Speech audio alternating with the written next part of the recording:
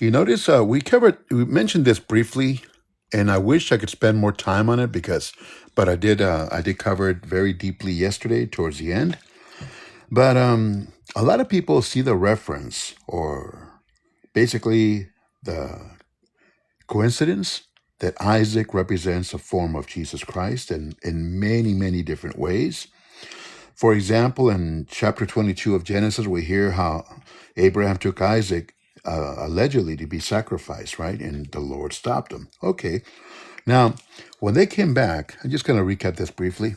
When they came back, then they returned to the servants and traveled back to Beersheba, where Abraham continued to live. You notice there's no mention of Isaac. Of course, it said they, Isaac was included, of course, but Isaac is not mentioned by name anymore. From verse 19 of 22 all the way to the end of chapter 24. Question, what do you think that is? Just like our Lord was announced, and he's going to come back for his bride in the future. Now, a couple of other things. We mentioned about how the servant, who was technically Eleazar, right? But he was, at this point right here in chapter 24, he's now known simply as the servant. The servant. Because again, it's not important the name of the servant at this point, because he represents the Holy Spirit going to find a bride for the groom, right? Rebecca, of course, we find Rebecca.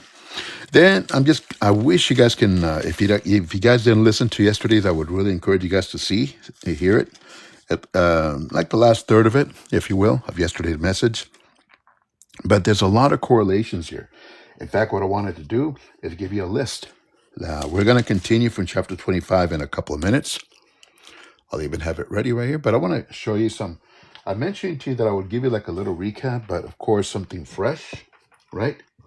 Now, as we covered yesterday, Isaac is, as we have seen, a type of Christ, right? A wedding union with his bride when she comes to him. And in the meantime, preparing a place for her, right? John chapter 14, verse 3. Now, as she approaches, Rebecca represents the church, the bride. 2 Corinthians chapter 11, verse 2, who is preparing to meet her heavenly bridegroom. Again, John chapter 3, verse 29, Romans 7, verse 4. There are various ways in which Rebecca foreshadows the Christian believer. I'll mention a few of them. Okay, there's actually more, but I'll mention a few of them. Number one, her marriage was planned long before she knew about it. Rebecca's marriage to Isaac was planned long before she knew about it. Two, she was necessary for the accomplishment and completion of God's purpose. Okay. Three, she was to share the glory of the Son. I can give you scriptures, by the way. The first one, her marriage was planned long, long before she knew about it, right? You can look for this in Ephesians chapter 1, verse 3 and verse 4. Then she was necessary for the accomplishment and completion of God's purpose. You can see the reference in Ephesians chapter 1, verse 23. Third, she was to share the glory of the Son. That's John chapter 17, verse 22 and 23. 4, she learned of the Son through his emissary, okay, the Holy Spirit, which is Eleazar. 5, she immediately left all to go to the Son, loving him before she even saw him, and rejoicing with unspeakable joy. 1 Peter chapter 1, verse 8. 6, she journeyed through the wilderness to meet him, guided by the servant. 1 Peter chapter 1, verse 3 through 9. 7, she was loved by and finally united forever to the Son. Ephesians chapter 2, verse 26 and 27, and Revelation 19, verse 7. And finally, in 1 Thessalonians chapter 4, verse 17. Now, Isaac, like Christ, 1, was promised long before his coming. Remember, 25 years, and technically even a year that the Lord told him in Genesis 18 that within a year Sarah would give birth. So again, he was promised long before his coming. Luke chapter 1, verse 70. 2, he finally appeared at the appointed time, a year after the Lord told Abraham in chapter 18 of Genesis. And the reference to that is Galatians chapter 4, verse 4. 3, he was conceived and born miraculously. That's the reference is in Luke chapter 1, verse 35. 4, was assigned an appropriate name by God before his birth. Matthew chapter 1, verse 21. 5, was offered up and sacrificed by his father. 1 John chapter 2, verse 2. 6, was himself obedient unto the grave. Philippians chapter 2, verse 8.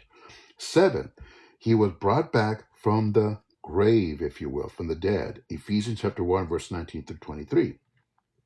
To be head of a great nation and to bless all peoples.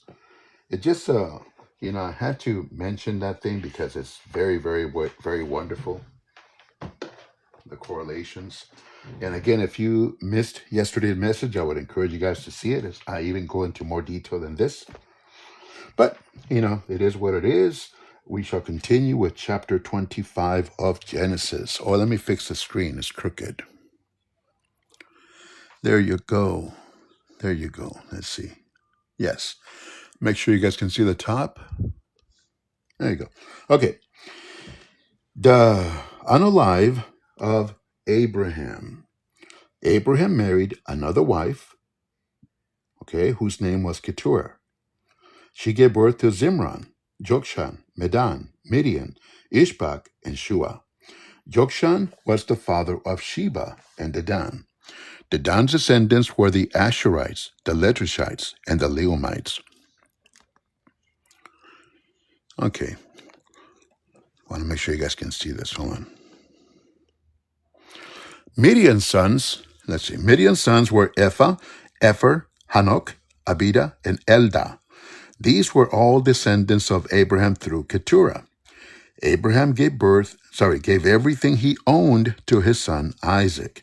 But before he passed away, he gave gifts to the sons of his concubines and sent them off to a land in the east, away from Isaac. Hold on, please. I want to make sure of this. Abraham lived for 175 years, and he passed away at a ripe old age, having lived a long and satisfying life. He breathed his last and joined his ancestors in the grave. His sons Isaac and Ishmael buried him in the cave of Machpelah, near Mamre, in the field of Ephron, son of Zohar the Hittite. This was the field Abraham had purchased from the Hittites and where he had buried his wife Sarah. After Abraham's deletion, God blessed his son Isaac, who settled near Beer Lahairoi in the Negev. Let me recap this because just make sure it's all covered. God's covenant had been with Abraham for almost a century. He lived 37 years after Sarah passed away. Then it was time for Abraham to pass away himself and for Isaac to carry on God's plan, right? From now on, the Bible account shifts to Isaac and his heir who will receive the promised blessings. Abraham's sons Isaac and Ishmael shared in the burial ceremonies for their father, which is interesting. Remember, they didn't leave on very good terms. Now, it is the last account that we have that these two had contact with each other. The scriptures give an account of Ishmael's descendants and finally his destruction, his unalive. The story returns to Isaac and the covenant blessings. Isaac prayed for a son, and God gave him twin boys, Jacob and Esau, the twins who grew up to have very different personalities and values. Provide us with very important character building lessons. We'll talk about those very soon here. Now, in a time of famine, Isaac follows his father's example in seeking relief by going to Egypt. God stops him en route, and Isaac stays in Gerar. When Abimelech, where Abimelech is king. Now, just like his father had done, Isaac claims that his wife is his sister. His deception is discovered, and Isaac is asked to leave Gerar, though he is welcome to stay in the area. God confirmed his covenant with Isaac, and Isaac builds an altar to the Lord. So here what we have here is Abraham had a very long life, right? And in much of it, he enjoyed communication with God. Now, though the Bible does not record God speaking to him after he had tested Abraham with the sacrifice of Isaac, Abraham's faith remained steady to the end of his life, technically. He never really lacked faith. Now, even in his old age, Abraham fathered 6 sons by Keturah, his concubine. Keturah, as a second wife, had certain rights, but not those that Sarah, the primary wife, had. None of these sons would be allowed to interfere with the covenant promises that would serve for Isaac alone. That's why he sent them away. Abraham gave them gifts and sent them as he had sent Ishmael away many years before. These sons moved to the country of the east, where they multiplied and grew to become tribes, thus fulfilling God's promise to Abraham that he would be father of many nations. Now, going back to the cave here, when Abraham had lived 175 years, he passed away and was gathered to his people. This is the first indication that we have in Genesis that there is life beyond the grave. Ishmael joined Isaac in burying their father in the cave that he had purchased to bury Sarah. Let's continue here. This is the account of the family of Ishmael, the son of Abraham, through Hagar, Sarah's Egyptian servant. Here is a list by their names and the clans of Ishmael's descendants. The oldest was Nebaioth, followed by Kedar, Abbil, Mibsam, Mishma, Duma, Massa, Hadad, Tema, Chetur, Naphish, and Kedema. These 12 sons of Ishmael became the founders of 12 tribes named after them, listed according to the places they settled and camped. Ishmael lived for 137 years. Then he breathed his last and joined his ancestors in the grave. Ishmael's descendants occupied the region from Havilah to Shur, which is east of Egypt in the direction of Ashur. There they lived in open hostility toward all their relatives, basically the Arab nation, part of the Arab nation. So we're going to go here to an interesting situation, the births of Esau and Jacob. Let's read this first and I'll give you the notes. This is the account of the family of Isaac, the son of Abraham. When Isaac was 40 years old, he married Rebekah, the daughter of Bethuel, the Aramean from Padan Aram, and the sister of Laban, the Aramean. Isaac pleaded with the Lord on behalf of his wife, because she was unable to have children. The Lord answered Isaac's prayer, and Rebekah became pregnant with twins. But the 2 children struggled with each other in her womb. So she went to ask the Lord about it. "Why is this happening to me?" she asked. And the Lord told her, "The sons in your womb will become 2 nations. From the very beginning, the 2 nations will be rivals. One nation will be stronger than the other, and your older son will serve your younger son." When the time came to give birth, Rebekah discovered that she did indeed have twins. The first one was very red at birth and covered with thick hair like a fur coat. So they named him Esau. Esau. Now, Esau sounds like the Hebrew term that means hair. Let's continue, though. Then the other twin was born with his hand grasping Esau's heel. So they named him Jacob. Jacob sounds like the Hebrew word for heel and deceiver. Isaac was 60 years old when the twins were born. Okay.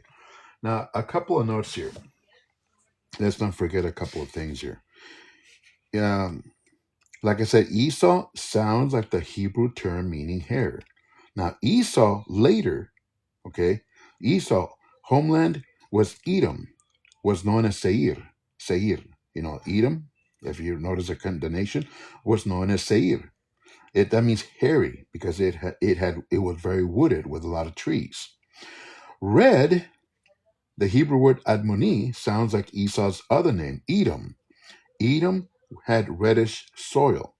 Just a couple of little facts about the land that Esau would establish as his land, Now, I have a couple of notes here as well about firstborn, secondborn rights. Men normally, have felt that the firstborn son should receive the greater honor and inheritance, right? Even now. but God does not necessarily work in such ways.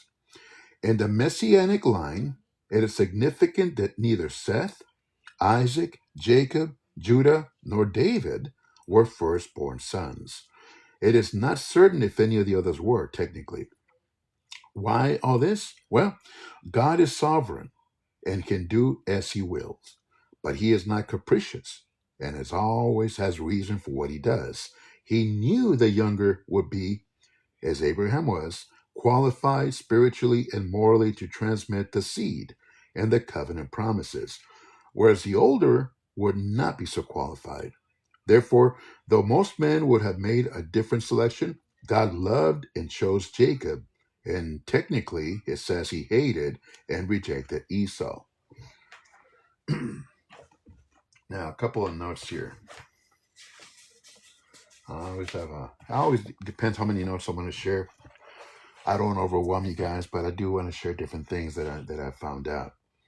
Now, again, the theme of waiting comes to Isaac's life. When he married Rebekah, he wanted to have a son to whom he could pass on the blessing that had come to him through Abraham, right? He waited 20 years for God to provide that son. Sometimes people don't really realize that. Now, Isaac was a wealthy man. He had inherited everything Abraham had owned. He was also under the covenant that God had made with Abraham. However, the promises God had made required Isaac to have a son. Now, of course, how else would God make a great nation of Abraham's descendants, right?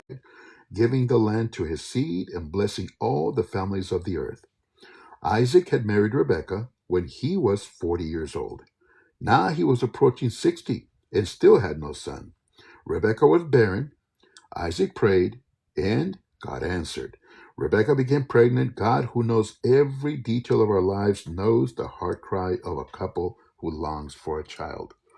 Some people wonder, what's this about the struggle here inside the womb?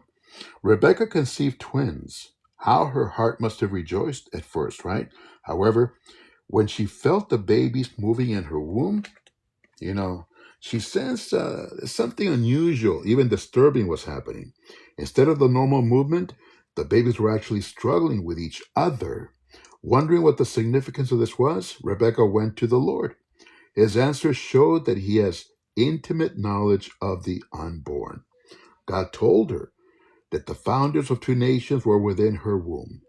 The struggle she felt would endure in the two nations throughout history. Further, though custom would dictate that the firstborn would be the favorite one, normally, right? This would not be true of her twin sons. The firstborn, would serve the secondborn. Now, in Romans chapter 9, I want to point something out. The older will serve the younger. Romans 9 emphasizes the importance of God's statement to Rebekah before her twin sons were born. God's choice of Jacob, the younger, to inherit his covenant promises was made before the boys were born. This showed that the choice did not depend on what either one of them did. God is free to choose as he wills. The fact that Esau proved to be uninterested in spiritual things shows how wise God's choices really are, if you think about that. Now, the twins were born. The first one came out red. He was like a hairy garment all over. Genesis 25, verse 25. His parents named him Esau, which means hairy. The second twin was born actually grasping Esau's heel. His parents named him Jacob, which means the one who grasps the heel. Figuratively, he deceives, or a supplanter, if you will, when it takes over. The twins who had appeared so unlike at birth grew up to be very different from each other as well as they grew older. Esau became an outdoorsman, skilled at hunting. Jacob, on the other hand, was a quiet person, content to stay by the tents at home, probably tending his father's flocks and herds. The Hebrew word for quiet, tam, T-A-M, means perfect or possibly mature. You can see that in Job chapter 1, verse 8, by the way. Isaac favored Esau because Esau brought home the wild game that he enjoyed eating. Rebekah favored Jacob. The Bible account shows the pain that follows when a parent shows favoritism. There's a lot, even though it's a lot of good planning here, a lot of things go south for everybody, literally for everybody. Let me see here.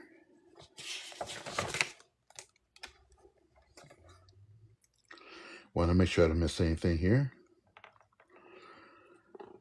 Remember I mentioned right now that Esau cared about physical things rather than spiritual things? The reference to that is actually in Hebrews chapter 12, verse 16.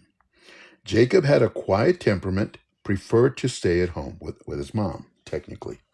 Let's continue. As the boys grew up, Esau became a skillful hunter. He was an outdoorsman, but Jacob had a quiet temperament, preferring to stay at home. Isaac loved Esau because he enjoyed eating the wild game Esau brought home, but Rebekah loved Jacob. One day when Jacob was cooking some stew, Esau arrived home from the wilderness exhausted and hungry. Esau said to Jacob, "I'm starved. Give me some of that red stew." This is how Esau got his other name, Edom, which means red. "All right," Jacob replied, "but trade me your rights as the firstborn son." "Look, I'm starving." I don't want to say that word. "I'm starving," said Esau. "What good is my birthright to me now?" But Jacob said, "First, you must swear that your birthright is mine." So Esau swore an oath, thereby selling all his rights as the firstborn to his brother Jacob. Then Jacob gave Esau some bread and lentil stew. Esau ate the meal, then got up and left. He showed contempt for his rights as the firstborn. Let me see here. Now, just to recap this, and to paraphrase, if you will, yes, it's almost like reading it twice, but in his role as a stay-at-home son, Jacob was cooking a thick soup of lentils when Esau came from the fields. Lentils, which were probably grown as crops, turn a rich chocolate red color when boiled. The colorful food cooked in the pot and its tempting aroma reminded Esau that he was very hungry. In fact, he felt so famished that he could not bear to wait to eat until he had prepared something for himself. He begged Jacob to give him some of it right away. Jacob seized the opportunity to make a proposal. Yes, he would give a serving of lentils to Esau, but Esau must give his birthright in exchange for the meal. The fact that Esau agreed to the proposal so quickly indicates how little he prized the birthright. Jacob, on the other hand, must have been amazed that Esau placed so little value in it. Esau reasoned that if you were to pass away of hunger, the birthright will be of no use to him, right? So he agreed. He agreed to the proposal. Jacob wisely insisted that Esau swear formally to the sale of the birthright. The business deal was consummated. Esau ate the lentils and Jacob got the birthright.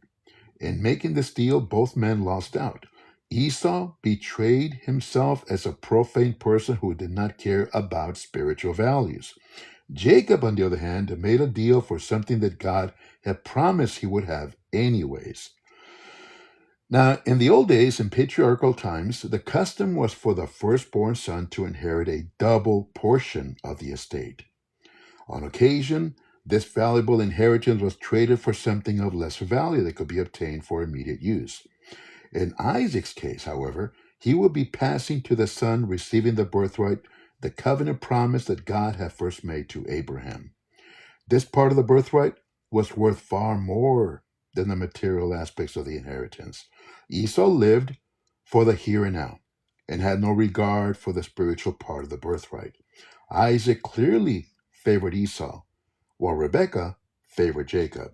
Isaac had known from before the birth of his sons that Jacob had been chosen by God to receive the special covenant blessing that he had first been given to Abraham. Now, Jacob did not have to bargain to get the birthright. God had already promised that it would be his. How often do we manipulate others to get what we want instead of committing our desire to the Lord and letting him work things out in his time and in his way? That is a question. Now, it's not hard to trust God when all is going well in life, right? But when trouble comes, we are tempted to rely on our own resources. In a time of crop failure and famine, Isaac followed his father's faulty example and decided to go to Egypt to find food. Now let's talk about going about a famine here. Isaac deceives Abimelech. A severe famine now struck the land, as it happened before in Abraham's time.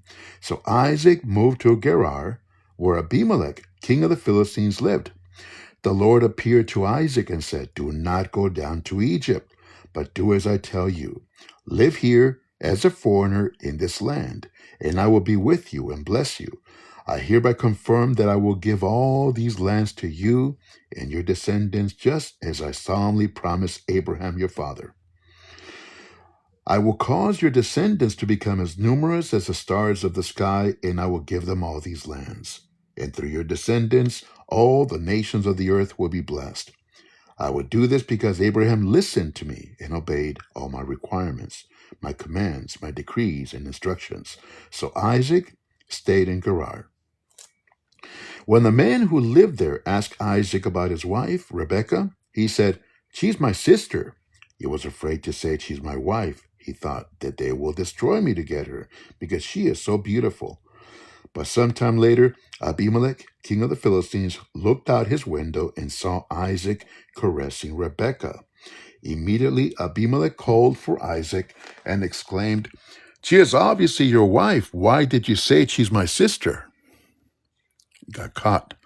"Because I was afraid someone would destroy me to get her from me," Isaac replied. "How could you do this to us?" Abimelech exclaimed. "One of my people might have easily have taken your wife and slept with her, and you would have made us guilty of a great sin." Then Abimelech issued a public proclamation: "Anyone who touches this man or his wife will be put to the grave." When Isaac planted his crops that year, he harvested 100 times more grain than he planted, for the Lord blessed him. He became a very rich man, and his wealth continued to grow. He acquired so many flocks of sheep and goats, herds of cattle, and servants that the Philistines became jealous of him. So the Philistines filled up all of Isaac's wells with dirt. These were the wells that had been dug by the servants of his father Abraham. Finally, Abimelech ordered Isaac to leave the country. "Go somewhere else," he said, "for you have become too powerful for us." So Isaac moved away to the Gerar Valley, where he set up their tents and settled down. He reopened the wells his father had dug, which the Philistines had filled in after Abraham's deletion. Isaac also restored the names Abraham had given them.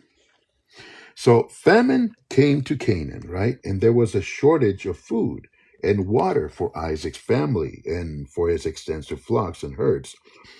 Isaac decided it was necessary to relocate to a more favorable area. When he reached Gerar, where Abimelech, king of the Philistines, ruled, the Lord appeared to Isaac and told him not to go down to Egypt, but to stay in the land that he would indicate, right? The Lord confirmed his covenant with Isaac. "Do not go down to Egypt. Live in the land of which I shall tell you.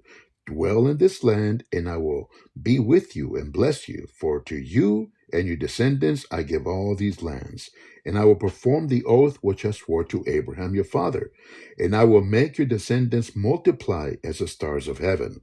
I will give to your descendants all these lands, and in your seed all the nations of the earth shall be blessed."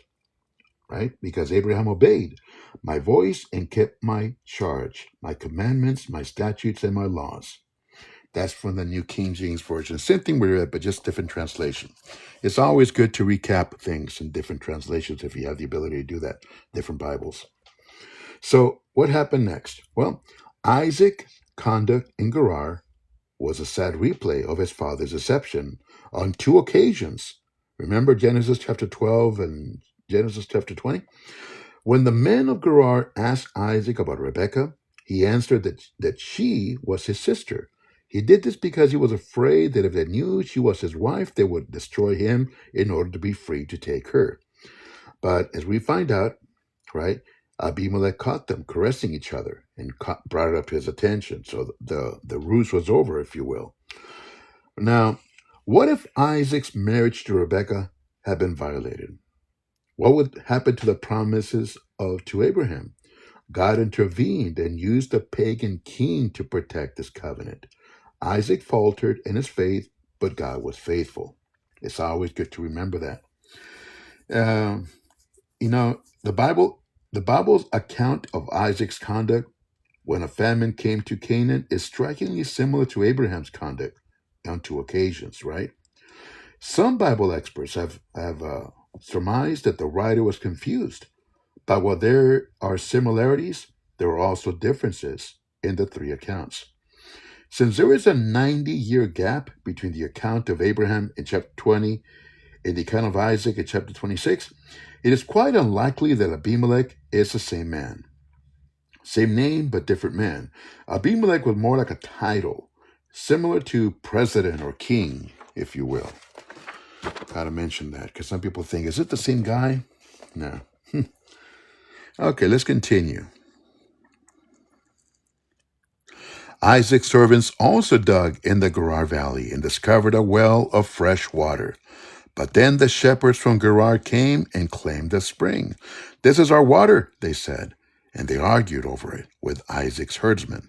So Isaac named the well Esek, which means argument. Isaac's men then dug another well, but again, there was a dispute over it. So Isaac named it Sitnah, which means hostility. Abandoning that one, Isaac moved on and dug another well. This time there was no dispute over it. So Isaac named the place Rehoboth, which means open space. For he said, at last the Lord has created enough space for us to prosper in this land. Now, let's see. Hold on a second. I'm not sure to miss anything here. Okay, good. From there, Isaac moved to Beersheba, where the Lord appeared to him on the night of his arrival. I am the God of your father Abraham, he said. Do not be afraid, for I am with you and will bless you. I will multiply your descendants, and they will become a great nation. I will do this because of my promise to Abraham, my servant. Then Isaac built an altar there and worshiped the Lord. He set up his camp at that place, and his servants dug another well. One day, King Abimelech came from Gerar with his advisor, Ahusath, and also Phicol, his army commander. Why have you come here? Isaac asked. You obviously hate me since you kicked me off your land. They replied, we can plainly see that the Lord is with you. So we want to enter into a sworn treaty with you. Let's make a covenant. Swear that you will not harm us, just as we have never troubled you. We have always treated you well, and we sent you away from us in peace. Now look how the Lord has blessed you. So Isaac prepared a covenant feast to celebrate the treaty, and they ate and drank together. Early the next morning, they each took a solemn oath not to interfere with each other. Then Isaac sent them home again, and they left him in peace. That very day, Isaac's servants came and told him about a new well they had dug.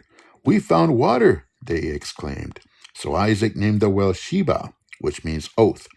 And to this day, the town that grew up there is called Beersheba, which means well of the oath. At the age of 40, Esau married two Hittite wives, Judith, the daughter of Beri, and Basemath, the daughter of Elon. But Esau's wives made life miserable for Isaac and Rebekah. He shouldn't have married Hittite wives. He should have gone to his ancestors' house. But that's fine. That's fine. Things were supposed to happen the way they did. Now, let's continue here. One day, when Isaac was old and turning blind, he called for Esau, his older son, and said, My son. Yes, father, Esau replied.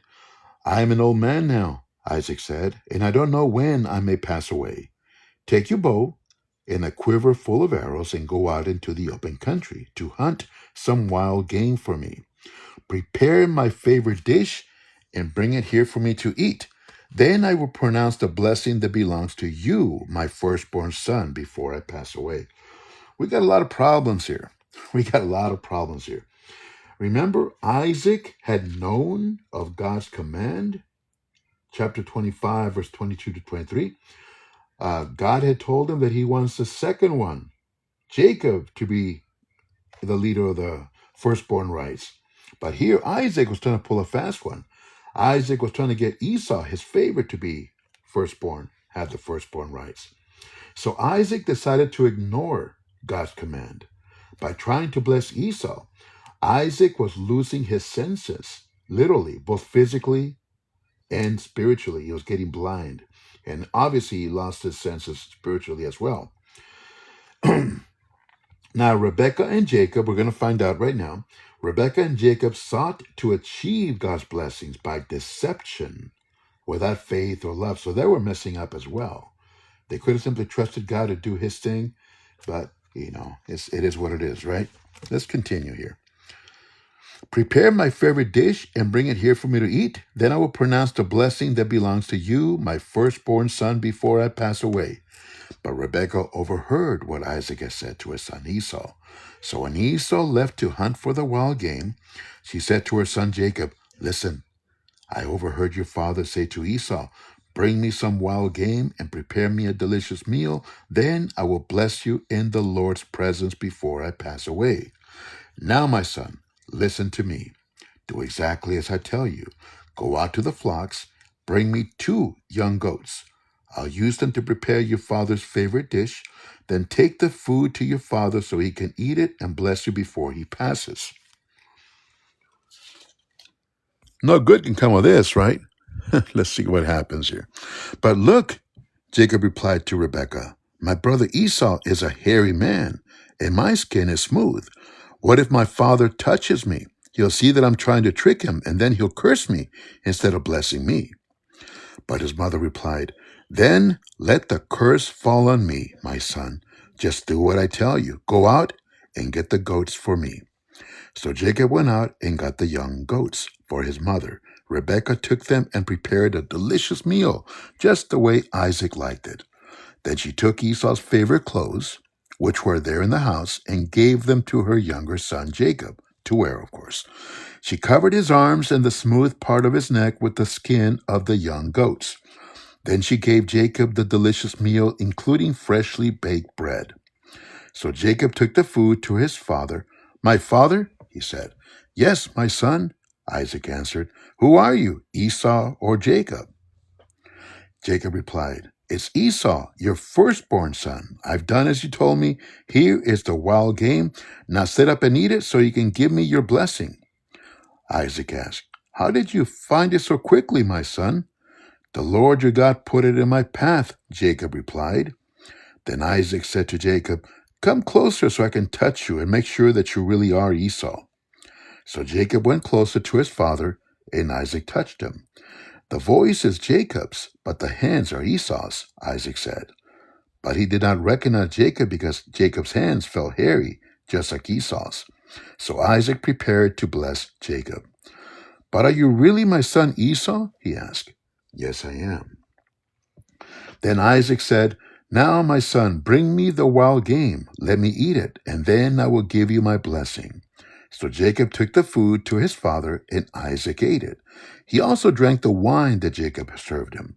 Then Isaac said to Jacob, "Please come a little closer and kiss me, my son." So Jacob went over and kissed him. And when Isaac caught the smell of his clothes, he was finally convinced, and he blessed his son. He said, "Ah, the smell of my son is like the smell of the outdoors which the Lord has blessed." This is a blessing. "From the dew of heaven and the richness of the earth, may God always give you abundant harvests of grain and bountiful new wine. May many nations become your servants, and may they bow down to you.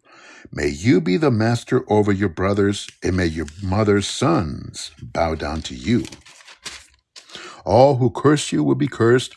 All who bless you will be blessed." As soon as Isaac had finished blessing Jacob, and almost before Jacob had left his father, Esau returned from his hunt. Esau prepared a delicious meal and brought it to his father. Then he said, "Sit up, my father, and eat my wild game so you can give me your blessing." But Isaac asked him, "Who are you?" Esau replied, "It's your son, your firstborn son, Esau." This is interesting here.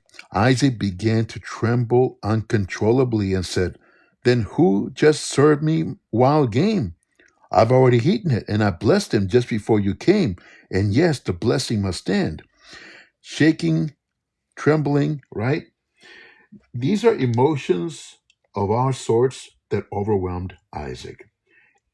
Look at it this way. He had anger with Jacob, concern over Esau, grief over Rebekah's act, resentment over having his plan ruined, but most important, he realized he didn't regard God's instruction and realized he ignored God's will. There was so many things going on through Isaac's when he started shaking. That's why he realized all these things. He was angry at Jacob for what Jacob did. He was concerned what's going to happen to Esau. Right?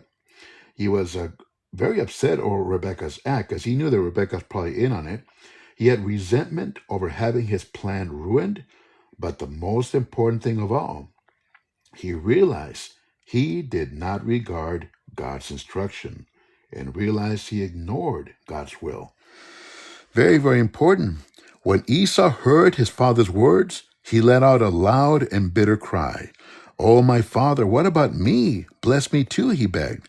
But Isaac said, "Your brother was here, and he tricked me. He has taken away your blessing." Esau exclaimed, "No wonder his name is Jacob, for now he has cheated me twice. First he took my rights as the firstborn, and now he has stolen my blessing. Oh, haven't you saved even one blessing for me?" Isaac said to Esau, "I have made Jacob your master and have declared that all his brothers will be his servants. I've guaranteed him an abundance of grain and wine. What is left for me to give you, my son?" Esau pleaded, "But do you have only one blessing? Oh, my father, bless me too." Then Esau broke down and wept. Finally, his father Isaac said to him, "You will live away from the richness of the earth and away from the dew of the heaven above. You will live by your sword and you will serve your brother. But when you decide to break free, you will shake his yoke from your neck." From that time on, Esau hated Jacob because her father had given Jacob the blessing. And Esau began to scheme. "I will soon be mourning my father's deletion. Then I will destroy my brother Jacob."